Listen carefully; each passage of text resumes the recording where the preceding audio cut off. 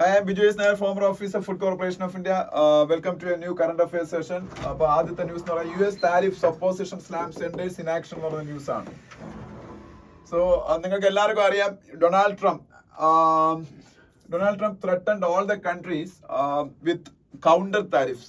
Some countries are imposing heavy tariffs on US products and services, especially about our country's tariff system.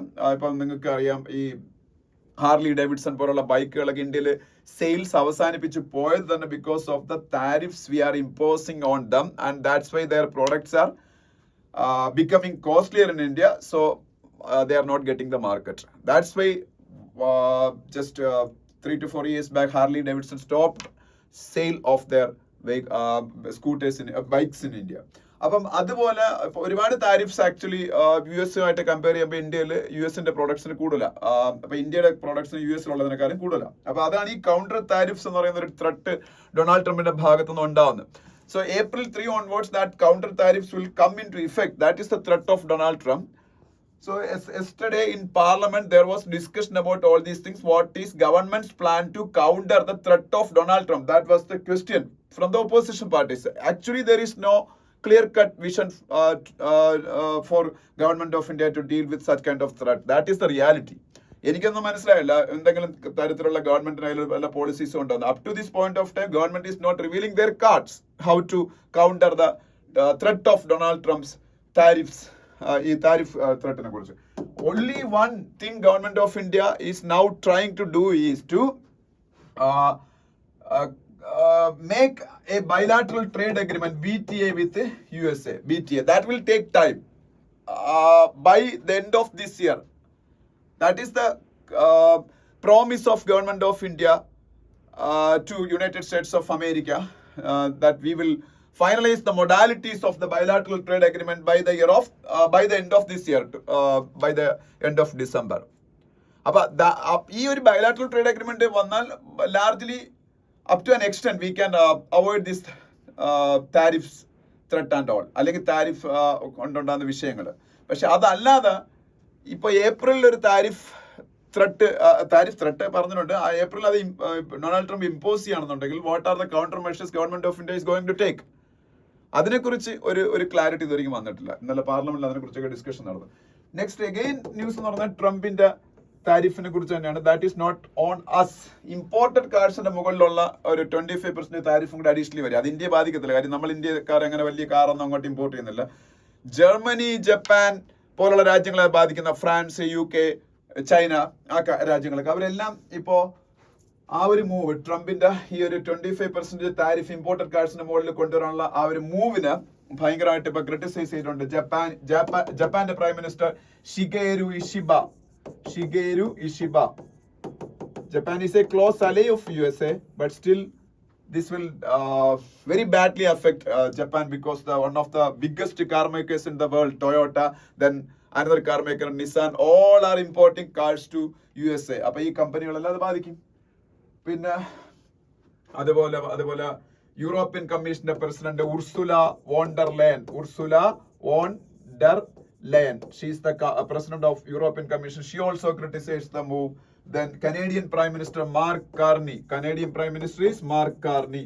He also criticized the move. ഇവരെല്ലാരെയും പേര് ഈ ന്യൂസിന്റെ അകത്ത് ഉണ്ട്. അപ്പൊ അതൊരു news ആണ്.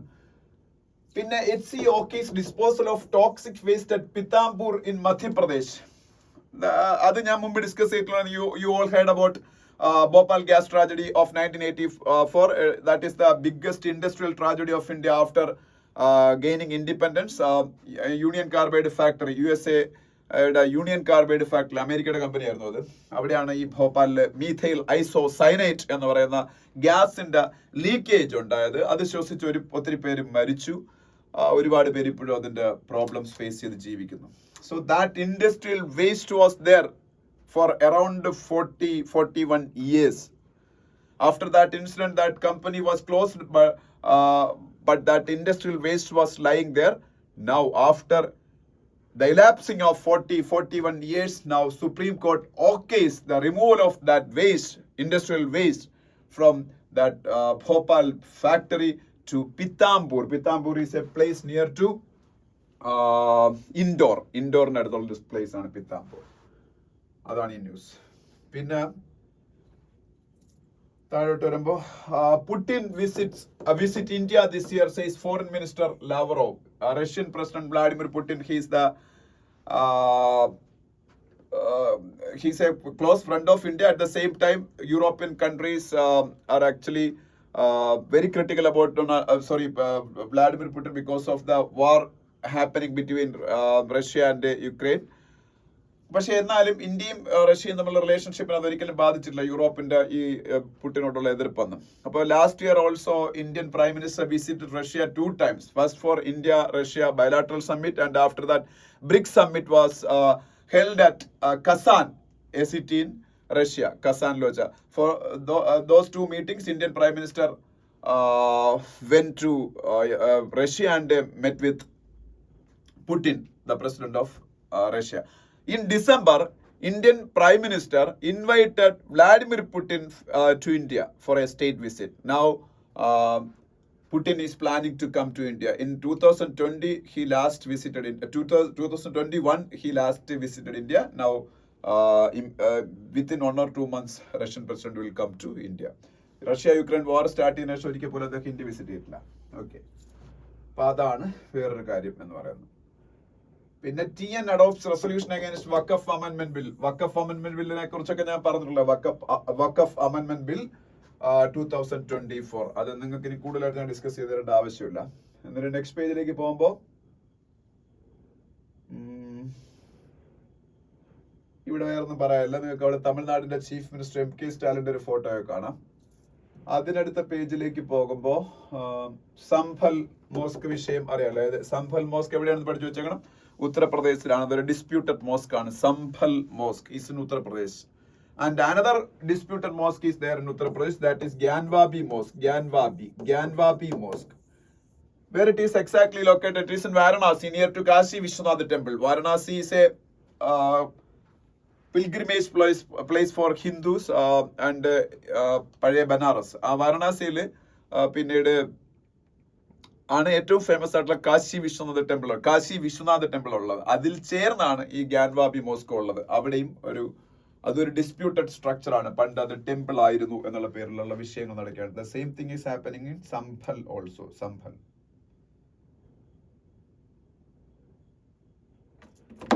ഓക്കെ, അപ്പോ അത് കഴിഞ്ഞാൽ താഴോട്ട് വരുമ്പോ ആസാമിന്റെ ചീഫ് മിനിസ്റ്ററിന്റെ പേരൂടെ കാണാം. ആസാമിന്റെ ചീഫ് മിനിസ്റ്റർ ആരാണ്? ഹിമാന്ത ബിശ്വ ശർമ്മ. വേറൊന്നും അവിടെ പറയാനില്ല. അതിനടുത്ത പേജിൽ പോകുമ്പോ two more Hurriyat groups denounce separatism. Shah എന്നൊരു ന്യൂസ് കാണാം. 2 more Hurriyat groups denounce separatism. Shah.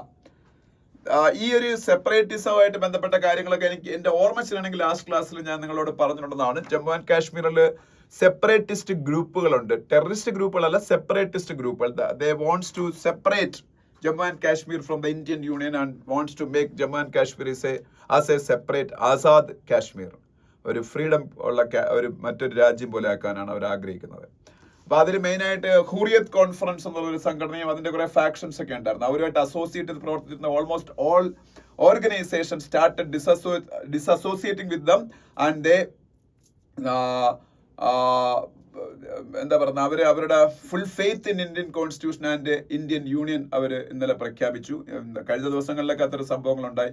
കാശ്മീരുമായിട്ട് ബന്ധപ്പെട്ട നരേന്ദ്രമോദി ഗവൺമെന്റിന്റെ പോളിസീസ് ഓൾമോസ്റ്റ് എല്ലാം ശരിയാണ് എന്നാണ് ഇതെല്ലാം വ്യക്തമാക്കുന്നത്. കാശ്മീരിൽ ആർട്ടിക്കിൾ 370 എടുത്തു കളഞ്ഞതിന് ശേഷം വലിയ വയലൻസ് ഒന്നും ഉണ്ടായില്ല. Kashmir is largely peaceful and tourism sector is thriving in Kashmir and they are getting a lot of foreign exchange. പിന്നെ ലോക്കൽ ബോയ്സ് ടെററിസത്തിലേക്ക് അട്രാക്റ്റഡ് ആയി അവർ അതിലേക്ക് പോകുന്ന കാര്യം വളരെ കുറവാണ്. ഡെത്തുകൾ കുറവാണ്. അപ്പൊ ഇതുപോലുള്ള ഹൂറിയത്തിൽ ആയിട്ടൊക്കെ സപ്പോർട്ട് ചെയ്ത് നിന്നിരുന്ന ഒരുപാട് സെപ്പറേറ്റിസ്റ്റ് ഗ്രൂപ്പുകൾ ഇന്ത്യൻ യൂണിയനോട് അവരുടെ സപ്പോർട്ട് പ്രഖ്യാപിച്ച് ഇന്ത്യൻ കോൺസ്റ്റിറ്റ്യൂഷനാണ് അവർക്ക് വലുതെന്ന് പറയുന്നത്. അതൊക്കെ നീ പറയുന്നുണ്ട്. അതൊക്കെ എല്ലാം ഓക്കെയാണ്. ഇനി ഗവൺമെന്റ് ചെയ്യേണ്ടത്, government should take Kashmiris into confidence and give them the statehood back. Statehood means അവർക്ക് സംസ്ഥാന പദവി. Now they are union territory. അപ്പം അതൊക്കെയാണ് ചെയ്യേണ്ടത് government should engage in more CBM means confidence building measures, അതൊക്കെയാണ് ചെയ്യേണ്ടത്. അപ്പൊ അമിത്ഷാ ആണ് ഇതിനെ കുറിച്ചൊക്കെ സ്റ്റേറ്റ്മെന്റ് നമ്മളുടെ പാർലമെന്റിൽ നടന്നത്. Because he is the responsible minister, he is the home minister of India. അപ്പൊ അദ്ദേഹം തന്നെയാണ് ഇതൊക്കെ ഡീൽ ചെയ്യേണ്ടത്. ഓക്കെ, അപ്പൊ ആ ന്യൂസും അവിടെ കാണാം. പിന്നെ പോക്സോ കേസുമായിട്ട് ബന്ധപ്പെട്ട ഒരു ന്യൂസ്. പോക്സോ എല്ലാം അറിയാലോ, protection of children from sexual offences act. POCSO, what is POCSO? Protection of Children from Sexual Offences Act. Karnataka government to do fresh survey to decide on internal quota എന്നൊരു news കാണാം. ഞാനത് വായിച്ചു നോക്കിയപ്പം സംഭവം sub categorisation of SC/ST communities. Many state governments are taking initiative to subcategorize SC/ST communities. In the last class, I think I talked to you about this issue. ഇപ്പൊ തെലങ്കാനയിലൊക്കെ അങ്ങനെ sub categorisation കൊണ്ടുവരാൻ പോയാണ്. ആന്ധ്രാപ്രദേശിൽ അതിനെക്കുറിച്ചുള്ള ചർച്ചകൾ നടക്കുന്നു. കർണാടകത്തിലും ചെയ്യാൻ പോയാണ്. ഞാൻ നാളൊരു ദിവസം പറഞ്ഞിരുന്നു, OBCയിൽ സബ് കാറ്റഗറൈസേഷൻ ഉണ്ട് ചില സ്റ്റേറ്റുകളിലൊക്കെ. അതായത് എല്ലാ കമ്മ്യൂണിറ്റിയിലും ഡോമിനന്റ്, ഇപ്പൊ OBC ആണെങ്കിൽ SC ആണെങ്കിൽ എല്ലായിടത്തും ഡോമിനന്റ് കമ്മ്യൂണിറ്റീസ് കാണും. OBCസിനെയും SCസിനെയൊക്കെ ഒരു ഹോമോജിനസ് കമ്മ്യൂണിറ്റി ആയിട്ട് സെലക്ട് ചെയ്തുകൊണ്ട് ഒരു റിസർവേഷൻ അവർക്ക് മൊത്തത്തിൽ പ്രഖ്യാപിക്കുകയാണെന്നുണ്ടെങ്കിൽ always these dominant communities will enjoy the fruit of the reservation and the backward communities among these backward communities. ഈ ബാക്ക്വേർഡ് കമ്മ്യൂണിറ്റീസിൽ തന്നെ ബാക്ക്വേർഡ് കമ്മ്യൂണിറ്റീസ് ഉണ്ട്. They are not going to get the benefit. അന്ന് ഞാൻ example പറഞ്ഞത് കേരളത്തിലെ Ezhava community അല്ലെങ്കിൽ ഇപ്പൊ OBCയിലെ SCയിലെ ആണെന്നുണ്ടെങ്കിൽ പുലയ കമ്മ്യൂണിറ്റി, ഇവരൊക്കെയാണ് ഡോമിനന്റ് കമ്മ്യൂണിറ്റീസ്. അവർക്ക് മാത്രം റിസർവേഷന്റെ ബെനിഫിറ്റ് കിട്ടുള്ളൂ, ബാക്കി കമ്മ്യൂണിറ്റീസിന് അത് കിട്ടത്തില്ല. അപ്പൊ അത് ഒഴിവാക്കാനാണ് സബ് കാറ്റഗറൈസേഷൻ. ഈ കമ്മ്യൂണിറ്റിക്കകത്ത് തന്നെ വെൽ ഓഫ് ആയിട്ടുള്ള കമ്മ്യൂണിറ്റീസിന് കുറച്ച് റിസർവേഷൻ കൊടുത്തുകൊണ്ട് കൂടുതൽ അതിൽ പിന്നോക്കം നിൽക്കുന്ന, ഇപ്പൊ OBCയിലാണെങ്കിൽ EBC ഉണ്ട്. OBC other backward caste, EBC extremely backward caste. OBCക്ക് അകത്തുള്ള OBC ആണ്. അപ്പൊ ആ പറഞ്ഞ പോലെ sub categorisation, that is social justice. അതാണ് സോഷ്യൽ ജസ്റ്റിസ്. അങ്ങനെ വേണം റിസർവേഷൻ കൊടുക്കാൻ. അത് സബ് കാറ്റഗറൈസേഷൻ കൊണ്ടുവരണം എല്ലാ സ്റ്റേറ്റിലും. അപ്പൊ കർണാടക അതിന് വേണ്ടിയിട്ട് സർവേ ഒക്കെ നടത്താൻ പോയാ SCസിന്റെ അകത്ത് സബ് കാറ്റഗറൈസേഷൻ കൊടുക്കാൻ വേണ്ടി. പിന്നെ വേറൊന്നുകൂടെ പറയാനില്ല. അതിനടുത്ത പേജിൽ പോകുമ്പോ Telangana assembly opposes delimitation in present form. What is delimitation? ഞാനത് എക്സ്പ്ലെയിൻ ചെയ്യേണ്ട ആവശ്യമില്ല. Many times I already explain what is delimitation. So I am not going to explain it anymore. Then Telangana Assembly adopted a resolution against the delimitation process in the current form. Current form means as envisaged in the constitution. Based on population only delimitation can be done as envisaged in the constitution, but that will affect the interests of the South Indian states. That's why in this current form the delimitation should not be undertaken എന്നാണ് രേവന്ത് റെഡ്ഡിയുടെ നേതൃത്വത്തിലുള്ള ഗവൺമെന്റിന്റെയും. Revanth Reddy is the chief minister of Telangana അല്ലേ. പിന്നെ next page spotlight വേണ്ട ഫ്രൈഡേയിൽ വരുന്നൊരു പേജാണ്. Metro plus വേണ്ട, that is again ഫ്രൈഡേയിൽ വരുന്നൊരു പേജാണ്. അതിനടുത്ത പേജിൽ പോകുമ്പോൾ ഒരു editorial, first editorial back door sensor എന്ന് പറഞ്ഞ എഡിറ്റോറിയലാണ്. Backdoor censor is an editorial about the tussle between X.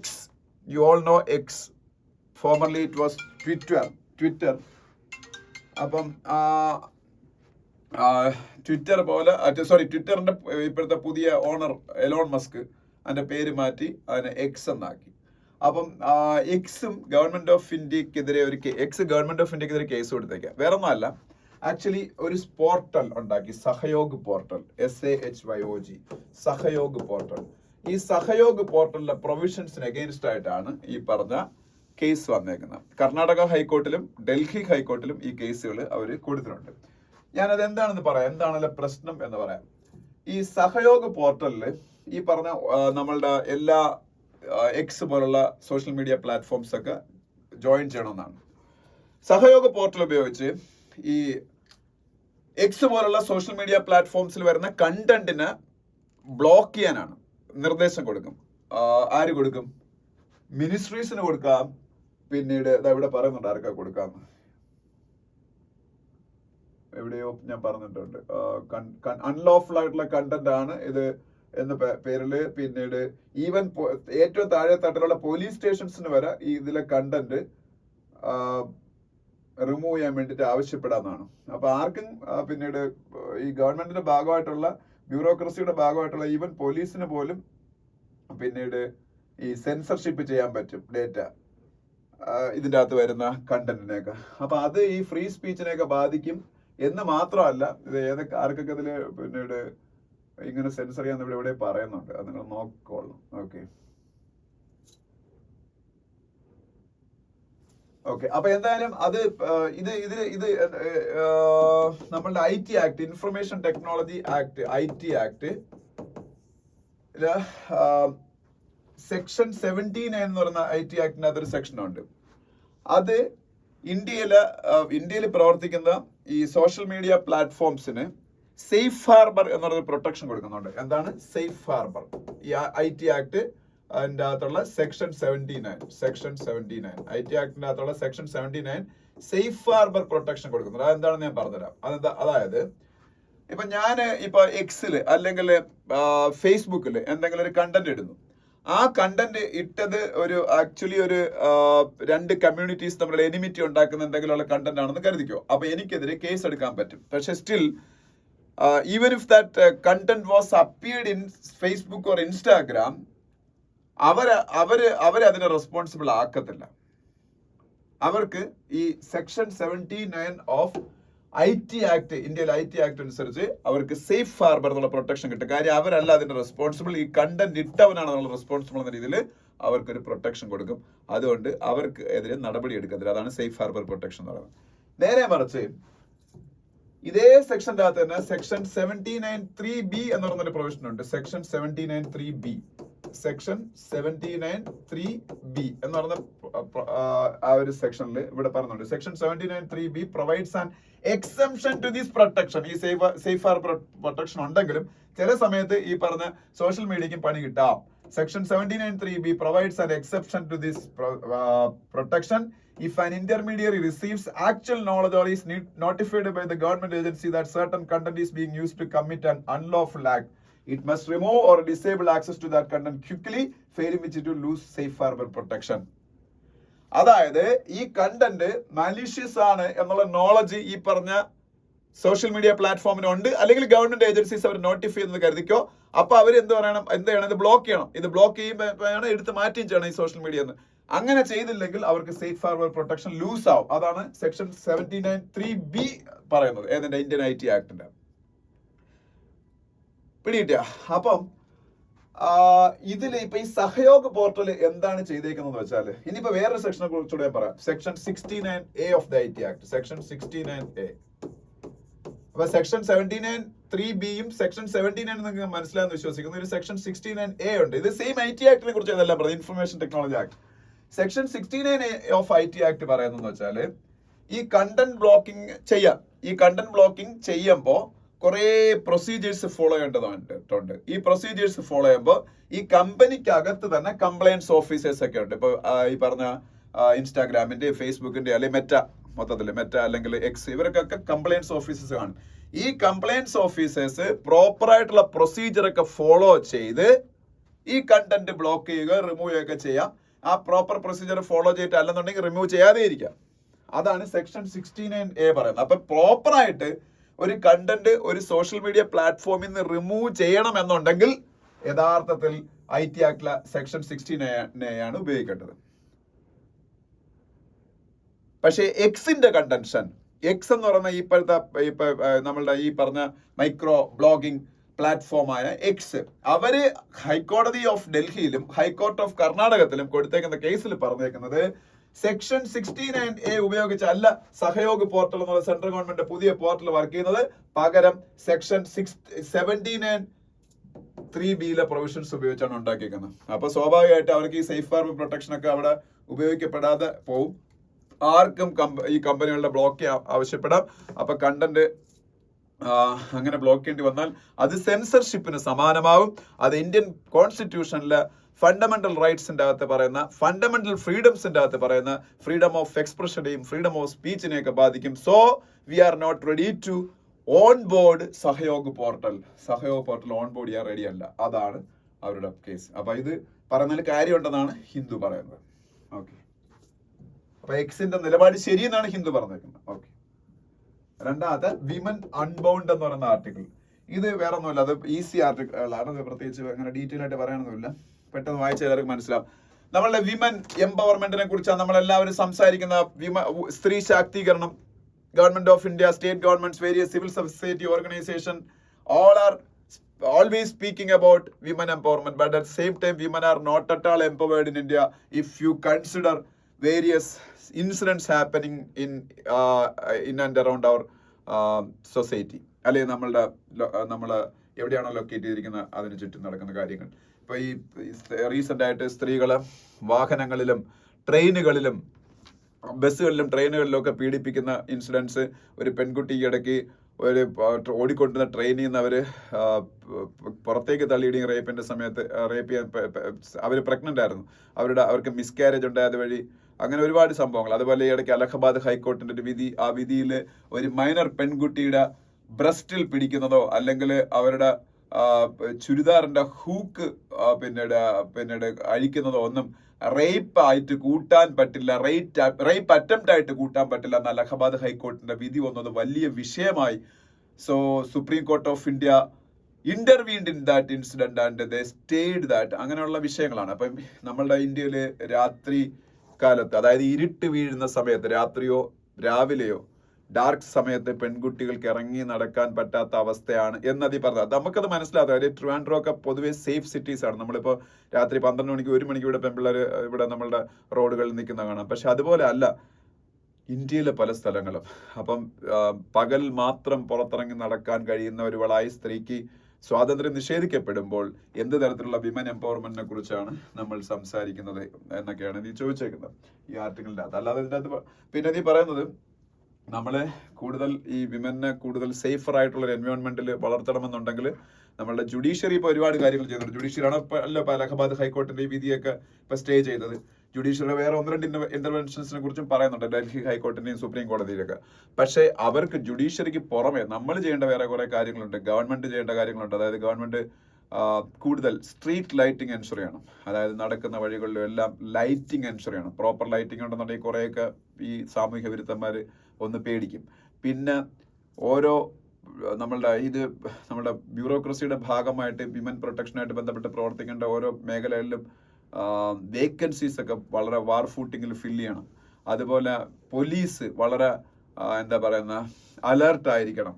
അവര് പ്രൊആക്റ്റീവായിട്ട് ഇത്തരം കേസുകളിൽ ഇടപെടുകയും അതിനെ തടയാൻ ശ്രമിക്കുകയൊക്കെ ചെയ്യണം. ഇതൊക്കെയാണ് എൻ്റെ അത് പറഞ്ഞേക്കുന്നത്. അത്രയേ ഉള്ളൂ. അല്ലാതെ ഈ ആർട്ടിക്കിളിൻ്റെ അത് അങ്ങനെ ഭയങ്കര വലിയ കണ്ടന്റ് ഇല്ല. അപ്പം നിങ്ങളതൊന്ന് വായിച്ചു നോക്കുക, 2 എഡിറ്റോറിയൽസ്. ഓക്കെ. ഇനി ഞാൻ ഇപ്പൊ പറഞ്ഞേക്കുന്ന, ഞാൻ ഈ ഇടയ്ക്ക് ഒരു യൂട്യൂബിൽ ഒരു വീഡിയോ ചെയ്തു. The judiciary's between a rock and hard place moment എന്ന് പറയുന്ന പ്രശാന്ത് ഭൂഷൺ എന്ന് പറയുന്ന ഫേമസ് ആയിട്ടുള്ള അഡ്വക്കേറ്റ് ഉണ്ട്. അദ്ദേഹം എഴുതിയിരിക്കുന്ന ഒരു ആർട്ടിക്കിളാണ്. ഈ ആർട്ടിക്കിൾ എഴുതിയിരിക്കുന്ന കണ്ടന്റിന്റെ 90% ഞാൻ മിനിഞ്ഞാന്ന് ബിജു നായർ ഫാക്ട് ചെക്സ് എന്ന് പറയുന്ന യൂട്യൂബ് ചാനലില്, അതുകൊണ്ട് തന്നെ ഞാൻ ഇത് ഡിസ്കസ് ചെയ്യുന്നില്ല. ആ വീഡിയോ നിങ്ങൾ കണ്ടുപോകുക. ഡിസ്കസ് ചെയ്തോണ്ടിരിക്കുന്ന സമയമില്ല. ബിജു നായർ ഫാക്ട് ചെക്സ് എന്ന് പറയുന്ന യൂട്യൂബ് ചാനലുണ്ട്. അതിനകത്ത് ഞാനൊരു 17 to 18 മിനിറ്റ്സ് വരുന്ന ഒരു ലോങ് വീഡിയോ ചെയ്തിട്ടുണ്ട്. ഇന്ത്യയിലെ സുപ്രീം കോടതി ജഡ്ജിമാരുടെ സുപ്രീം കോടതിയിലെ ഹൈക്കോടതികളിലെ ജഡ്ജിമാരുടെ ആ അഴിമതി കണ്ടുപിടിച്ചാൽ എന്തൊക്കെയാണ് സുപ്രീം കോടതിക്ക് ഇതിനകത്ത് ചെയ്യാൻ പറ്റുന്നത്, സുപ്രീം കോടതി ചെയ്തു കഴിഞ്ഞതിന് ശേഷം പിന്നീട് പാർലമെന്റിന് എന്തെങ്കിലും ചെയ്യേണ്ടി വന്നാൽ പാർലമെന്റിന് എന്തൊക്കെയാണ് അതിലുള്ള പ്രൊവിഷൻസ് ഉള്ളത്, പിന്നെ ഇന്ത്യയുടെ കോൺസ്റ്റിറ്റ്യൂഷന്റെ ആർട്ടിക്കിൾ 121, ആർട്ടിക്കിൾ 211, ഇതൊക്കെ ഞാൻ ആദ്യം ഡിസ്കസ് ചെയ്യുന്നുണ്ട്. ആർട്ടിക്കിൾ 121 അതാ ഞാൻ ഒന്ന് പറഞ്ഞേക്കാം. ആർട്ടിക്കിൾ 121 എന്ന് പറഞ്ഞാൽ Indian parliament cannot discuss about the conduct of High Court judges or Supreme Court judges inside the Parliament. This Article 121 bars Indian Parliament from discussing about the conduct of Supreme Court judges or High Court judges. Okay, other normal course. But if an impeachment proceeding is going on, then they can discuss about the conduct of judges inside the parliament. അപ്പോൾ ആ ഒരു impeachment process സമയത്ത് മാത്രമേ സംസാരിക്കാവുള്ളൂ. ഇതേ article 211 same കാര്യം തന്നെയാണ് bar ചെയ്യുന്നത്. പാർലമെന്റിനെ അല്ല, സ്റ്റേറ്റ് ലെജിസ്ലേറ്റീവ് അസംബ്ലീസിനെ ബാർ ചെയ്യും. ഇതെന്തിനാ?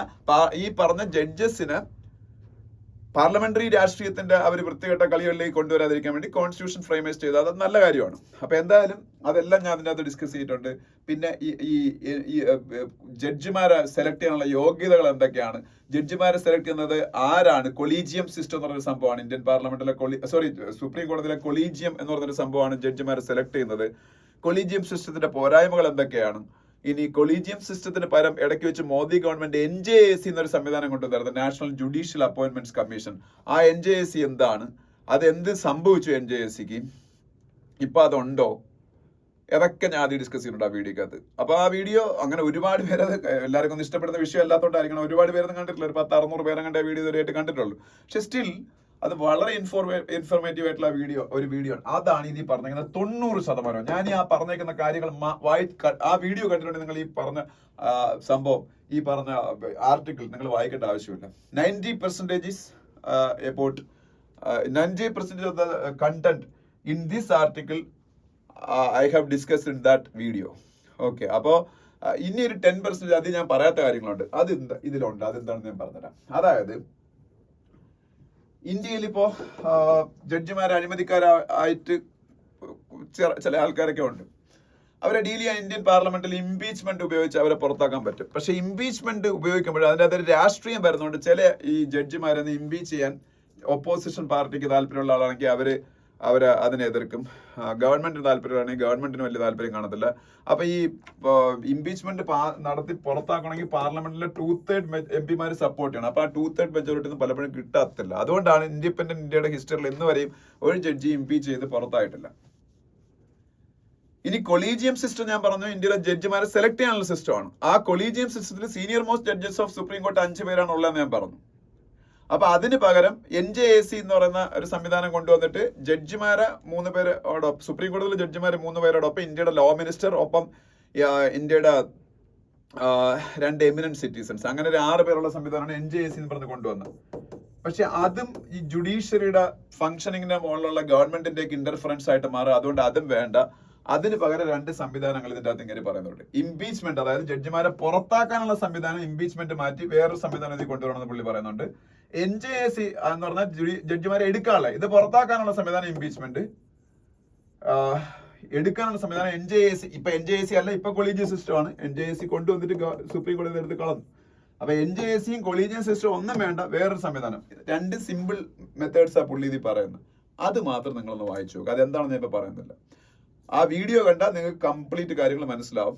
ഒരു 17 മിനിറ്റ്സ് ഉള്ള വീഡിയോ ആണ്. പ്ലസ് നിങ്ങൾ ഇതിൽ ഈ പുള്ളി ഞാൻ ആ വീഡിയോയിൽ പറഞ്ഞേക്കുന്ന പ്രശ്നങ്ങളെ കുറിച്ച്, ആ പ്രശ്നങ്ങൾ മാറ്റാൻ വേണ്ടിയിട്ട് ഒരു ചില ഓൾട്ടർനേറ്റീവ്സ്, അത് 1-2 പാരഗ്രാഫ്സ് അല്ലാണ് ഇത് പറഞ്ഞേക്കുന്നത്. സിമ്പിളാ, അതൊന്ന് മനസ്സിലാക്കിയാൽ മതി. ഓക്കെ. പിന്നെ US defence ties, India needs to keep its eyes open എന്ന് പറയുന്ന ഒരു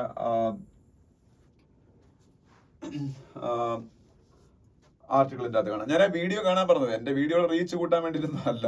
ഞാനിത് പറയാൻ കാര്യം വേറൊന്നും അല്ല. അതിൽ കോൺസ്റ്റിറ്റ്യൂഷണൽ പ്രൊവിഷൻസ്, സുപ്രീം കോടതിയിലെയും ഹൈക്കോടതിയിലെയും ജഡ്ജിമാരെ ഡീൽ ചെയ്യാൻ, അവരെന്തെങ്കിലും തെറ്റ് ചെയ്താൽ എങ്ങനെയൊക്കെ ഡീൽ ചെയ്യാം, അത് ഏതൊക്കെ പ്രൊവിഷൻ ഉണ്ട് അതെല്ലാം ഞാൻ അത് ഡിസ്കസ് ചെയ്തിട്ടുണ്ട്. അവരെ എങ്ങനെയൊക്കെ പുറത്താക്കാം അത് ഞാൻ ഡിസ്കസ് ചെയ്തിട്ടുണ്ട്. അവരെ എങ്ങനെയൊക്കെയാണ് എടുക്കുന്നത് അത് ഞാൻ ഡിസ്കസ് ചെയ്തിട്ടുണ്ട്. ജഡ്ജിമാരെ എടുക്കാനുള്ള ജഡ്ജിമാരുടെ ക്വാളിഫിക്കേഷൻസ് എന്താണ് അതെല്ലാം ഞാൻ ഡിസ്കസ് ചെയ്തിട്ടുണ്ട്. അപ്പോൾ അതിനപ്പുറം വേറൊന്നും അതിൽ പറയാനില്ല. അത്രയും കണ്ടന്റ് റിച്ച് ആണ്, especially for students writing competitive examinations like UPSC, SSC അതൊക്കെ പ്രിപ്പയർ ചെയ്യുന്നവർക്ക് അത് ഭയങ്കര ആവശ്യമാണ്. അത് കാണുന്ന പക്ഷേ കോമൺ മാനാണ് കൂടുതലും. കമന്റ് ചെയ്യുന്ന സാധാരണ ആൾക്കാർ അതിൻ്റെ അകത്ത്, നിങ്ങൾ കാണുന്നില്ല പിള്ളേർ പഠിക്കുന്നവർ. അപ്പൊ അതുകൊണ്ട് പറഞ്ഞേ ഉള്ളൂ. പിന്നെ US defence ties, India needs to keep its eye open എന്നൊരു ആർട്ടിക്കിൾ ഉണ്ട്. അത് വേറൊന്നും അല്ല, ഇന്ത്യ നമ്മളുടെ ആയുധങ്ങൾക്ക് വേണ്ടി, എസ്പെഷ്യലി എയർക്രാഫ്റ്റുകൾ, ഫൈറ്റർ എയർക്രാഫ്റ്റുകൾ, LCA Mk-1A, LCA Mk-2A, ACMA എന്നാണ് തോന്നുന്നത്, ACMA AMCA എന്തോ, നമ്മുടെ അഡ്വാൻസ് ആയിട്ടുള്ള ഒരു ഇത് നമ്മുടെ 5th ജനറേഷൻ ഫൈറ്റർ എയർക്രാഫ്റ്റ് നമ്മൾ ഉണ്ടാക്കാൻ പോകുന്നത്. ഇത് 2 നമ്മൾ ഉണ്ടാക്കി കഴിഞ്ഞു. എൻ്റെ ഡിസൈനൊക്കെ അതിനുള്ള എൻജിൻസ് ആണ് നമുക്ക് അമേരിക്കയിൽ നിന്ന് കിട്ടുന്നത്. AMCA ആണ്, ACMA അല്ല AMCA. ഇത് നമ്മൾ ഉണ്ടാക്കാതിരിക്കുന്ന സാധനമാണ് AMCA എന്ന് പറയുന്നത്. അഡ്വാൻസ്ഡ് മീഡിയം കോമ്പാറ്റ് എയർക്രാഫ്റ്റ് എന്ന് കണ്ടാണ് ഇത് എക്സ്പാൻഷൻ വരുന്നത്. ഇന്ത്യ ഉണ്ടാക്കാൻ പോണ 5th ജനറേഷൻ ഫൈറ്റർ എയർക്രാഫ്റ്റ് ആണ്. Fifth generation. ഇത് രണ്ടും നമ്മൾ ഉണ്ടാക്കിയ LCAs ആണ്, ലൈറ്റ് കോമ്പാറ്റ് എയർക്രാഫ്റ്റ്സ് ആണ്. അപ്പൊ ഇതിന്റെ രണ്ടിന്റെയും ഇതിനി വരാൻ പോണ ഇതിന്റെയൊക്കെ എൻജിൻസ് പവർ ചെയ്യാൻ പോണത് അമേരിക്കയുടെ GE എന്ന് പറയുന്ന ഒരു കമ്പനിയാണ്, ജനറൽ ഇലക്ട്രിക് എന്ന് പറയുന്ന കമ്പനി. അവരുടെ എൻജിൻസ് ആണ് ഇതിലെല്ലാം ഉപയോഗിക്കാൻ പോണത്. ഓക്കെ, അപ്പൊ റഷ്യയുടെ സുഖോയ് വിമാനങ്ങളൊക്കെയാണ് നമ്മൾ ഉപയോഗിച്ചുകൊണ്ടിരുന്നത്. റഷ്യ തന്നെയാണ്, റഷ്യ അറൌണ്ട് 50% ഓഫ് ഇന്ത്യയുടെ ഡിഫൻസ് നീഡ്സും സാറ്റിസ്ഫൈ ചെയ്തുകൊണ്ടിരുന്ന റഷ്യയാണ്. Now India is gradually shifting away from Russia, and that gap is being filled by United States of America. SIPRI എന്ന് പറയുന്ന ഒരു സംഘടന ഉണ്ട്, SIPRI, Stockholm International Peace Research Institute. SIPRI എന്താണ്? Stockholm International Peace Research Institute. അവരാണ് ലോകത്തെ ഏറ്റവും കൂടുതൽ ആംസ് ഇമ്പോർട്ട് ചെയ്യുന്ന ആരൊക്കെയാണെന്നൊക്കെയുള്ള സ്റ്റഡിയൊക്കെ നടത്തുന്നത്. ലോകത്തിലെ ഏറ്റവും വലിയ രണ്ടാമത്തെ ആംസ് ഇമ്പോർട്ടറാണ് ഇന്ത്യ. ലോകത്തെ ഏറ്റവും കൂടുതൽ ആയുധങ്ങൾ ഇറക്കുമതി ചെയ്യുന്ന രണ്ടാമത്തെ രാജ്യമാണ് ഇന്ത്യ. പക്ഷെ സ്റ്റിൽ ആ ഒരു ഇമ്പോർട്ട് ഡിപ്പെൻഡൻസി കുറയാണ്. നല്ലതാണ്. നമ്മളിപ്പോ കൂടുതലായിട്ട് ഇൻഡജനൈസേഷനിലൊക്കെ അല്ലെങ്കിൽ നമ്മൾ സ്വയം ഉണ്ടാക്കുന്നതിലോട്ടൊക്കെ മാറി. അപ്പോഴും ഈ പറഞ്ഞ ഹെവി ഡ്യൂട്ടി ആംസും അതുപോലെ ഫൈറ്റർ എയർക്രാഫ്റ്റും ഒക്കെ നമുക്ക് ഇപ്പോഴും കുറേയൊക്കെ അതിന്റെ ഘടകങ്ങൾ, അതിന്റെ പാർട്സ് ഒക്കെ ഇറക്കുമതി ചെയ്യേണ്ട അവസ്ഥയാണ്. അപ്പൊ നമ്മൾ റഷ്യയിൽ നിന്ന് മാറി US-ലേക്ക് ഷിഫ്റ്റ് ചെയ്യാൻ തുടങ്ങിയാൽ ഇപ്പൊ തന്നെ ഈ പറഞ്ഞ ഏറ്റവും ഇമ്പോർട്ടന്റ് ആയിട്ടുള്ള നമ്മളെ ഫൈറ്റർ എയർക്രാഫ്റ്റുകളുടെ എൻജിൻസ് ഒക്കെ GE പോലുള്ള അമേരിക്കയുടെ കമ്പനികളിൽ നിന്ന് വരുമ്പോ എത്രത്തോളം അമേരിക്ക ഡിപ്പെൻഡബിൾ ആണെന്നാണ് ഇതിന്റെ അകത്ത് എഴുതിയേക്കുന്നത്. അമേരിക്ക പൂർണ്ണമായിട്ട് ഡിപ്പെൻഡബിൾ അല്ല ഇന്ത്യക്ക് എന്നല്ല ഒരു രാജ്യത്തിനും. Especially when A president like Donald Trump assumes power in USA, even NATO allies cannot rely USA. That is the experience. That is the current scenario. You look at Ukraine. Ukraine was initiated into war after getting some promises from USA and Europe. Europe is still standing firm behind Ukraine, but USA withdrew all kinds of financial support and arms support for Ukraine. And Donald Trump is insisting to end the war. And he firmly giving directions to Volodymyr Zelensky, the president of Ukraine, to stop war with Russia, and he's actively supporting Russian president also. അതാണ്. അപ്പൊ Ukraine പോലും ചതിക്കപ്പെട്ടു. പിന്നെ യൂറോപ്പിലെ പല രാജ്യങ്ങളും ഇപ്പോ ഈ അമേരിക്കയുടെ പോളിസി ഷിഫ്റ്റിന്റെ പ്രോബ്ലംസ്, കോൺസിക്വൻസസ് ഫേസ് ചെയ്തുകൊണ്ടിരിക്കുക. Then how can we trust USA? They are actually not keeping their promises to their closest NATO allies also. NATO അലൈസിന് അവര് പ്രോമിസ് കീപ്പ് ചെയ്തില്ലേ, പിന്നെ ഇന്ത്യയോട് പ്രോമിസ് കീപ്പ് ചെയ്യോ? പിന്നെ ഇന്ത്യ അവരുമായിട്ട് ഡിഫൻസ് പാർട്ണർഷിപ്പിൽ പോകുന്നതിന്റെ പ്രോബ്ലംസ് അത് എല്ലാവരും പറയുന്നുണ്ട്. പാർട്ണർഷിപ്പ് എന്ന് പറഞ്ഞാൽ എപ്പോഴും ഈക്വൽ ആയിട്ടുള്ള ആൾക്കാർ തങ്ങളിലാണെങ്കിലേ പാർട്ണർഷിപ്പ് ആവുള്ളൂ. ഇന്ത്യ കൂടുതൽ ഡിപ്പെൻഡന്റ് ആണ് USA ആണ്. ഇപ്പൊ ഇന്നോവേഷൻ നോക്കിയാലും ടെക്നോളജി നോക്കിയാലും എവറിത്തിങ്. അപ്പൊ അതിന് പാർട്ണർഷിപ്പ് എന്ന് പറയാൻ പറ്റത്തില്ല, അത് ഡിപ്പെൻഡൻസിനെ പറയാൻ പറ്റുള്ളൂ എന്നുള്ള രീതിയിലൊക്കെയാണ്. അപ്പൊ US ഇന്ത്യ നമ്മുടെ ഡിഫൻസ് പാർട്ണർഷിപ്പ് പോലെ ആക്ച്വലി US മുകളിൽ ഡിഫൻസ് ഡിപ്പെൻഡൻസ് ആണ്. അപ്പൊ ആ ഡിപ്പെൻഡൻസ് നമ്മൾ US മുകളിൽ കൊടുത്തു കഴിഞ്ഞാൽ മറ്റുള്ള രാജ്യങ്ങളുടെ പലരുടെ എക്സ്പീരിയൻസ് നോക്കാം. അവരുടെ ക്ലോസസ്റ്റ് അലൈസിനോട് പോലും US വഞ്ചന കാണിക്കുമ്പോൾ how can we trust dum? അതാണ്. അപ്പൊ റഷ്യയായിട്ടും മറ്റു രാജ്യങ്ങളുമായിട്ട് ഫ്രാൻസുമായിട്ടൊക്കെ നോക്കുമ്പോൾ ഇന്ത്യക്ക് ഡിഫൻസ് പാർട്ണർഷിപ്പ് എന്ന് പറഞ്ഞെങ്കിലും ഡിഫൻസ് ഡിപ്പെൻഡൻസ് തന്നെയാണ് അവിടെ ഉണ്ടാകുന്ന കാര്യം. ഇന്നോവേഷൻ നോക്കുമ്പോഴും ടെക്നോളജി നോക്കുമ്പോഴും എല്ലാം they are far superior, Russia, France etcetera. അപ്പം ഇത് US പോലെ തന്നെയാണ്. പക്ഷെ അവിടെ ഒരു പൊളിറ്റിക്കൽ ആയിട്ടുള്ള ഒരു ഡിപ്പെൻഡൻസി ഉണ്ട് റഷ്യക്കും ഫ്രാൻസിനും ഒക്കെ ഇന്ത്യയുടെ മുകളിൽ. ആ ഒരു ഡിപ്പെൻഡൻസി എങ്കിലും US ഇന്ത്യയുടെ മുകളിൽ ഉണ്ടാവണം. ഇൻഡിസ്പെൻസിബിൾ പാർട്ണർ ആയിരിക്കണം, അറ്റ്ലീസ്റ്റ് ഇൻ പൊളിറ്റിക്കൽ അരീന. റഷ്യക്കും ഫ്രാൻസിനൊക്കെ ഇന്ത്യ അങ്ങനെയാണ്. അതുകൊണ്ട് അവർ നമ്മളെ ചതിക്കുന്നില്ല. അത്രത്തോളം അവർ നമുക്ക് ഇൻഡിസ്പെൻസിബിൾ ആണ്, at least in the political relationship എന്ന് US നമ്മളെ ബോധ്യപ്പെടുത്താൻ കഴിഞ്ഞാൽ മാത്രമേ ഇന്ത്യ ഡിഫൻസിന്റെ കാര്യത്തിൽ US പാർട്ണർ ചെയ്യാവുള്ളൂ. Otherwise India will suffer in the long run എന്നാണ് ഈ ആർട്ടിക്കിളിൽ പറഞ്ഞേക്കുന്നത്. ഇനി നിങ്ങൾ ഈ ആർട്ടിക്കിൾ വായിച്ചാൽ നിങ്ങൾക്ക് ഈസിലി മനസ്സിലാവും. പിന്നെ should the free movement regime between India and Myanmar remain എന്ന് പറഞ്ഞൊരു ആർട്ടിക്കിളാണ്. അതെന്താണ് ജസ്റ്റ് ആ സംഭവം എന്താണെന്ന് പറഞ്ഞുതരാം. വേറൊന്നുമല്ല, FMR ഫ്രീ മൂവ്മെന്റ് റെജിം എന്ന് പറയുന്നത് ഇന്ത്യയിലെ നോർത്ത് ഈസ്റ്റിൽ എസ്പെഷ്യലി മണിപ്പൂരിലൊക്കെ ഉള്ള ആൾക്കാർക്ക് മ്യാൻമറിലേക്ക് രണ്ട് സൈഡിലേക്കും 16 കിലോമീറ്റർ വിസ ഇല്ലാതെ യാത്രയാണ്. മ്യാൻമറുകാർക്ക് ഇന്ത്യയിലേക്കും ഇന്ത്യക്കാർക്ക് മ്യാൻമറിലേക്കും without visa they can travel up to 16 kilometre. അത് ഹിസ്റ്റോറിക് ആയിട്ടുള്ള റിലേഷൻഷിപ്പ് രണ്ട് രാജ്യങ്ങളുടെയും ബൗണ്ടറിക്ക് അപ്പുറത്തും ഇപ്പുറത്തും താമസിക്കുന്ന ആൾക്കാർ തങ്ങളിൽ ഉള്ളതുകൊണ്ടാണ്. ഇത് previously it was 40 kilometre, but it was reduce to 16 kilometre. 2016 അങ്ങോട്ടാണ് അങ്ങനെ റെഡ്യൂസ് ചെയ്യുന്നത്. പക്ഷേ ഓവറോൾ ഈ FMR എന്ന് പറയുന്ന സംഭവം, ഈ ഫ്രീ മൂവ്മെന്റ് റെജിം തന്നെ കംപ്ലീറ്റ്ലി സ്റ്റോപ്പ് ചെയ്യണമെന്നിപ്പോ ഈ അമിത് ഷാ, ഇന്ത്യയുടെ ആഭ്യന്തരമന്ത്രി, ഹോം മിനിസ്റ്റർ പാർലമെന്റിൽ പറഞ്ഞത്. അതിന്റെ കാരണം വേറെ ഒന്നുമല്ല, നമുക്കറിയാം ഈ കലാപമൊക്കെ ഉണ്ടായില്ലേ മണിപ്പൂരിൽ. അപ്പോ കുക്കി കമ്മ്യൂണിറ്റിയിലൊക്കെ മറ്റേ സൈഡിൽ മ്യാൻമറിലൊക്കെ ഉള്ള ആൾക്കാർ ഇങ്ങോട്ട് വരും. കുക്കി കമ്മ്യൂണിറ്റി മ്യാൻമറിലും ഉണ്ട്. അവരിങ്ങോട്ട് വന്നിട്ട് അവരാണ് ഈ പ്രശ്നങ്ങൾ ഉണ്ടാക്കുന്നത്. So that free movement regime should be completely scrapped. The 16 kilometre movement പോലെ അലോ ചെയ്യാൻ പാടില്ല എന്ന് ഹോം മിനിസ്റ്റർ സ്റ്റാൻഡ് എടുത്തു. അതിലെ ശരിതെറ്റുകളെ കുറിച്ചുള്ള ഒരു ആർട്ടിക്കിളാണ്, വായിച്ചു നോക്കും. പിന്നെ തേർഡ് ലാംഗ്വേജ് പോളിസിയെ കുറിച്ചുള്ള ഒരു ആർട്ടിക്കിൾ കാണാം, അതിനടുത്ത പേജ്.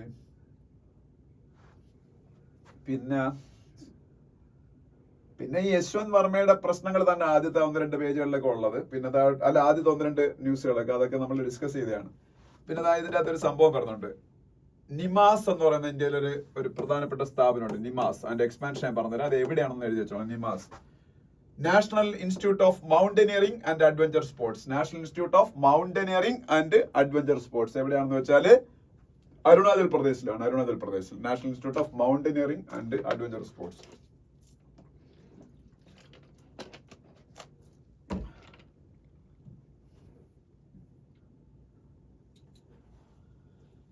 പിന്നെ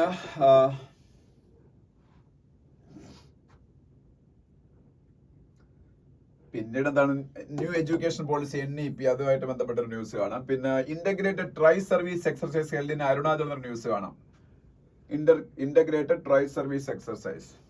നമ്മളെ ഇന്ത്യയുടെ ആർമിയാണ് അത് കണ്ടക്ട് ചെയ്യുന്നതെങ്കിൽ അതിൽ നേവി എയർഫോഴ്സും കൂടെ ജോയിൻ ചെയ്യുന്നുണ്ട്. അതാണ് ഇന്റഗ്രേറ്റഡ് ട്രൈ സർവീസ് എക്സർസൈസ് എന്ന് പറയുന്നത്. അത് പിന്നീട് അതിന്റെ പേര് പ്രചണ്ഡ് പ്രഹാർ എന്നാണ്. പ്രചണ്ഡ് പ്രഹാർ. ഇതിപ്പോ അരുണാചൽ പ്രദേശിൽ നടന്നു. അത് ഓരോ സ്ഥലങ്ങളിൽ നിന്ന് മാറിക്കൊണ്ടിരിക്കും ഓരോ വർഷവും. പ്രചണ്ഡ് PRACHAND, പ്രചണ്ഡ് പ്രഹാർ.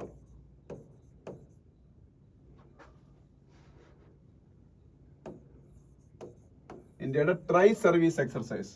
ആർമിയും നേവിയും എയർഫോഴ്സും എല്ലാവരും ചേർന്നുള്ള എക്സർസൈസ് ആണ്. പിന്നെ നെക്സ്റ്റ് പേജ് പോകുമ്പോൾ രാജ്യസഭാ ചെയർമാൻ ജഗദീപ് ധൻഖറിന്റെയും ലോക്സഭാ ഓപ്പോസിഷൻ ലീഡർ രാഹുൽ ഗാന്ധിയുടെയും ലോക്സഭാ സ്പീക്കർ ഓം ബിർളയുടെ ഒക്കെ ഒരു ഫോട്ടോ കാണാം. ബാക്കി ഒന്നും നമുക്ക് ആവശ്യമുള്ളതല്ല, അതെല്ലാം പൊളിറ്റിക്കൽ ന്യൂസുകളാണ്. നെക്സ്റ്റ് പേജിൽ പോകുമ്പോ ATF എന്താണെന്ന് അറിയാം. ATF, aviation turbine fuel. ATF is aviation, വിമാനങ്ങളിൽ ഉപയോഗിക്കുന്ന ഇന്ധനമാണ് ATF, ഏവിയേഷൻ ടർബൈൻ ഫ്യൂവൽ. ഇന്ത്യയുടെ civil aviation minister Ram Mohan Naidu, ആ പേരൊന്ന് പഠിച്ചു വെച്ചാൽ രാം മോഹൻ നായിഡു, ഇന്ത്യയുടെ സിവിൽ ഏവിയേഷൻ മിനിസ്റ്റർ. പിന്നെ ഇന്ത്യയുടെ ആന്റി ടാങ്ക് മിസൈലാണ് നാഗ്. നാഗ് എന്ന് പറയുന്ന മിസൈലാണ്, ടാങ്കുകൾക്കെതിരെ ഉപയോഗിക്കുന്നതാണ്. ആന്റി ടാങ്ക് മിസൈലാണ് നാഗ്. പിന്നെ NRCയെ കുറിച്ചുള്ള ന്യൂസ് ഉണ്ട്. NRC national registry of citizen. ഒരു സ്റ്റേറ്റില് ഇന്ത്യൻ പൗരന്മാർ ആരൊക്കെയാണ്, നുഴഞ്ഞുകയറ്റക്കാർ ആരൊക്കെയാണെന്ന് കണ്ടുപിടിക്കാനാണ് NRC. ഇന്ത്യയിൽ ആകെപ്പാട് ഒരു സ്റ്റേറ്റിൽ മാത്രമേ NRC ഇംപ്ലിമെന്റ് ചെയ്തിട്ടുള്ളൂ. That is in Assam. Assam is the state having maximum number of illegal immigrants because Assam is having a very porous and long boundary with Bangladesh during the 1971 war time and before also. A lot of illegal Bangladeshis infiltrated into India, mainly through that international border. States which are having maximum illegal immigrant population from Bangladesh is Assam, and after that Bengal, Jharkhand, etc. So to weed out those illegal Bangladeshis in Assam, under the direction of Supreme Court of India, and NRC was conducted in Assam. NRC, National Registry of Citizens, that is the only one state which conducted NRC. Now Manipur is also demanding to conduct NRC in Manipur. അവിടെ ഈ മ്യാൻമറിൽ നിന്നൊക്കെയുള്ള ആൾക്കാർ എന്ന് പറഞ്ഞ കയറിയിട്ടുണ്ടായിരുന്നു. പിന്നെ ഇന്ത്യയുടെ agriculture minister Shivraj Singh ചൗഹാന്റെ ഒരു statement ഒക്കെ അവിടെ കാണാം. പിന്നെ ഇന്ത്യയുടെ ഇന്ത്യയിൽ സ്മോൾ മോഡുലാർ ന്യൂക്ലിയർ റിയാക്ടേഴ്സ് സ്ഥാപിക്കാൻ ഇപ്പോഴത്തെ ബഡ്ജറ്റിൽ മാറ്റി വെച്ചേക്കുന്ന എമൗണ്ട് 20,000 crores ആണ്. സ്മോൾ മോഡുലാർ റിയാക്ടേഴ്സ് സ്ഥാപിക്കാൻ വേണ്ടി India wants to generate 100 gigawatt of nuclear power by 2047. By 2047, India wants to generate 100 gigawatt of nuclear power. In that journey, government is planning to construct small modular reactors under public-private partnership. അതിന് വേണ്ടിയിട്ട് 20,000 crores ആയി ബഡ്ജറ്റിൽ മാറ്റി വെച്ചാൽ അതുമായിട്ട് ബന്ധപ്പെട്ട news ഇവിടെ കാണാം. പിന്നെ നമ്മൾ ബിസിനസ് പേജിൽ പോകുമ്പോൾ ബിസിനസ് പേജിൽ അങ്ങനെ വലിയ ന്യൂസ് ഒന്നുമില്ല. ഹഡ്കോ എന്താണെന്ന് അറിഞ്ഞിരിക്കണം. ഇന്ത്യയുടെ ഒരു ഡെവലപ്മെന്റ് ബാങ്ക് ആണ് ഹഡ്കോ, and it's expansion is housing and urban development corporation. Housing and urban development corporation. Then പിന്നെ US താരിഫ്സിനെ കുറിച്ചൊക്കെയുള്ള ന്യൂസുകളും ഒക്കെ കാണാം. നെക്സ്റ്റ് പേജിൽ പോകുമ്പോൾ ഇന്റർനാഷണൽ പേജിൽ Rubio offers US securities for Guyana. Guyana ലോകത്തിലെ ഏറ്റവും കൂടുതൽ പെർ ക്യാപിറ്റ ബേസിൽ പെട്രോളിയം പ്രൊഡ്യൂസ് ചെയ്യുന്ന രാജ്യമായിട്ട് മാറാൻ പോയാണ് ഗയാന. ഗയാനയിൽ ഇപ്പൊ ഈ ഇടയ്ക്ക് വലിയ പെട്രോളിയം നിക്ഷേപം കണ്ടെത്തി. പക്ഷെ ഗയാന വെനിസ്വേലയുടെ പാർട്ടാണ് എന്ന് പറഞ്ഞ് വെനിസ്വേല അവരെ അറ്റാക്ക് ചെയ്യാനൊക്കെ ഉള്ള ഒരു പ്ലാനിലാണ്. കാര്യം ഗയാന വെനിസ്വേലയെ കിട്ടിക്കഴിഞ്ഞാൽ വെനിസ്വേല ലോകത്തിലെ ഏറ്റവും റിച്ച് രാജ്യമായിട്ട് മാറും. വെനിസ്വേല ഓൾറെഡി ഇപ്പോഴും ഒരുപാട് പെട്രോളിയം പ്രോഡക്ട്സ് ഒക്കെ ഉള്ള രാജ്യം, പക്ഷെ അവർക്ക് വിൽക്കാൻ പറ്റുന്നില്ല because of various US sanctions against dum. And Venezuela is not accepting the sovereignty of Guyana, and they wants to capture Guyana and its oil reserves. But US ഇപ്പൊ അവിടെ പോയിട്ട് അവർക്ക് സെക്യൂരിറ്റി ഓഫർ ചെയ്തൊക്കെയാണ് ഗയാന. മിക്കവാറും ഗയാനക്കാരുടെ പെട്രോളിയം കൂടെ അവർ അടിച്ചുകൊണ്ട് പോകും. Marco Rubio ആണ് ഇപ്പൊ അതിനുവേണ്ടി ഗയാനയെ പോയേക്കുന്നത്. മാർക്കോ റൂബിയോ എന്ന് പറഞ്ഞ ആരാണ്? US secretary of state. US external affairs മിനിസ്റ്ററിനെ പറയുന്നതാണ് സെക്രട്ടറി ഓഫ് സ്റ്റേറ്റ് എന്നാണ്. നാറ്റോ എന്താണ്? North Atlantic treaty organisation. US അകത്തുള്ള മിലിറ്ററി അലയൻസ് ആൻഡ് ഹെഡ്ക്വാർട്ടേഴ്സ് എവിടെയാണ്? ബെൽജിയത്തിലെ ബ്രസൽസ്. ബെൽജിയത്തിലെ എവിടെയാണ്? ബ്രസൽസ്. ബെൽജിയത്തിന്റെ ക്യാപിറ്റൽ ആണല്ലോ ബ്രസൽസ്. അവിടെയാണ് നാറ്റോയുടെ ഹെഡ്ക്വാർട്ടേഴ്സ്. മാർക്ക് റുട്ടി ആണ് എന്റെ ചീഫ് എന്നാണ് എന്റെ ഓർമ്മ. ചെക്ക് ചെയ്തോളാം. മാർക്ക് റുട്ടി നാറ്റോയുടെ ചീഫ്. ചെക്ക് ചെയ്തോളേ, ശരിയാണോ? ഇത്രയാണ് ഇന്നത്തെ ഹിന്ദുവിലെ ന്യൂസുകൾ. ഇനിയിപ്പോ സ്പോർട്സ് പേജിലൊന്നും പ്രത്യേകിച്ചൊന്നും പറയാനില്ല. കാരണം സ്പോർട്സ് പേജ് IPL ഒക്കെ തന്നെയാണ്. അവിടെ ഡീറ്റെയിൽഡ് ആയിട്ടൊന്നും ഡിസ്കസ് ചെയ്യാനുള്ള സ്പോർട്സിലെ മറ്റു ന്യൂസുകളും ഇന്നില്ല. പിന്നെ വേണമെങ്കിൽ നിങ്ങൾ ഇന്നത്തെ പത്രത്തിൽ ഇവിടെ ശരത് കമലിന്റെ ഒരു ഫോട്ടോ ആണ്. ഇന്ത്യയുടെ ഏറ്റവും ഗ്രേറ്റസ്റ്റ് TT പ്ലെയർ ആണ് ശരത് കമൽ. ശരത് കമൽ റിട്ടയർ ആയി ഇപ്പോ, but still he's playing in league. Table ടെന്നീസിന് ലീഗിൽ കളിക്കുന്നുണ്ട്. പിന്നെ ലാസ്റ്റ് ഇവിടെ ഒരു ആർട്ടിക്കിൾ ഉണ്ട്, അത് വേണമെങ്കിൽ ഒന്ന് വായിച്ചു നോക്ക്.